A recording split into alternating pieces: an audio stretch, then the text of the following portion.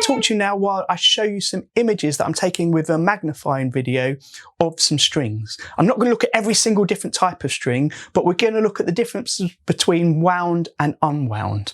Most sets of strings are going to have the top three strings, the E, B and G, as unwound strings, and then the lower ones as wound strings. And that's because the lower strings have to be thicker and we need to wind them. And by wound strings, it just simply means it takes the core string and winds more string around it to make it thicker.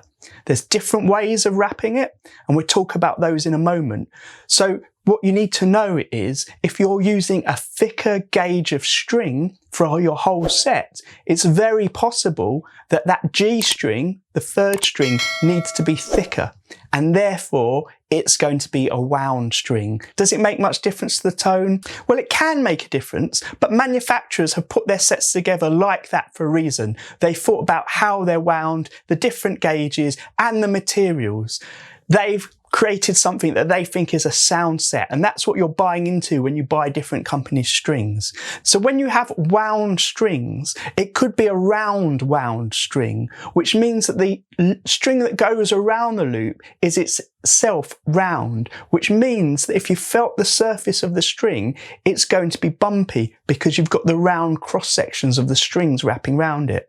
Now that is absolutely great if you're doing things like pick slides, brilliant, but it also means you get that kind of movement on the fingerboard that picks up sometimes when you're recording. You can also get flat wound strings where the string that wraps around it has a rectangular cross section. This means it's flat, and when you wrap around it, you don't get the lumps that you get in the round wound strings. And then you can get things in between like quarter and half round.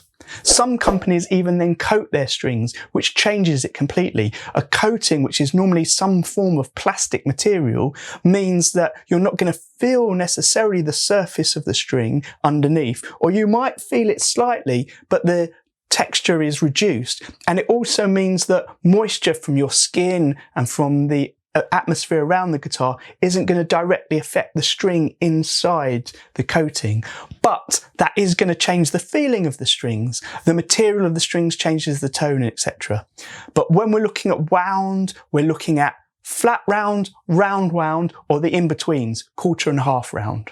This means the decisions you make when you pick your manufacturers in regard to the wound or unwound is that G string wound, and are they flat round or round wound? This is a hard video to make. Flat round, round round, half round, quarter round. In fact, it should be flat wound, half round wound, and quarter round wound. And I cannot say that quickly. I made a video about string gauge, so do go and check that out. Here's a link to it.